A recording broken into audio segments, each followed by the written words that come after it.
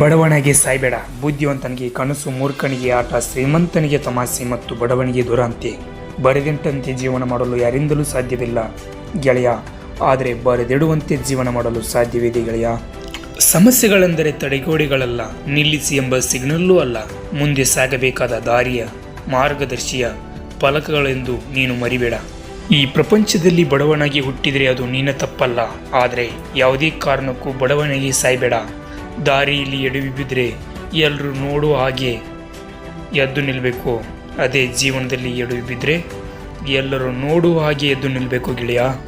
ಬೇರೊಬ್ಬರ ಜೀವನದ ಕಥೆಯನ್ನು ಉದಾಹರಣೆಯಾಗಿ ಕೊಡುವುದು ಸುಲಭ ಗೆಳೆಯ, ಆದರೆ ನಮ್ಮ ಜೀವನ ಉದಾಹರಣೆಯಾಗುವಂತೆ ಬದುಕುವುದು ತುಂಬ ಕಷ್ಟ. ಯಾರು ನಿಮ್ಮನ್ನು ಪ್ರೀತಿಯಿಂದ ಉಣಬಡಿಸುತ್ತಾರೋ ಊಟವನ್ನೇ ಅಷ್ಟೇ ಅಲ್ಲ, ನಮ್ಮ ಹೃದಯವನ್ನೇ ಕೊಟ್ಟಿರುತ್ತಾರೆ ಎಂದು ಮರಿಬೇಡ. ಕೊನೆಗೆ ಒಂದು ಮಾತು, ಹಣ ಗಳಿಸುವ ಭರದಲ್ಲಿ ಶರೀರವನ್ನು ನಿರ್ಲಕ್ಷ್ಯ ಮಾಡುವುದು ಮುಂದಿನ ದಿನದಲ್ಲಿ ಶರೀರವನ್ನು ಸಂರಕ್ಷಿಸಿಕೊಳ್ಳಲು ಅದೇ ಹಣವನ್ನು ಕಳೆದುಕೊಳ್ಳುವುದು. ಇದು ಇವತ್ತಿನ ಜನರ ನಿತ್ಯ ಜೀವನ ರೀತಿ. ಎಲ್ಲರಿಗೂ ಧನ್ಯವಾದಗಳು ಫ್ರೆಂಡ್ಸ್, ಎಲ್ಲರಿಗೂ ಒಳ್ಳೆಯದಾಗಲಿ.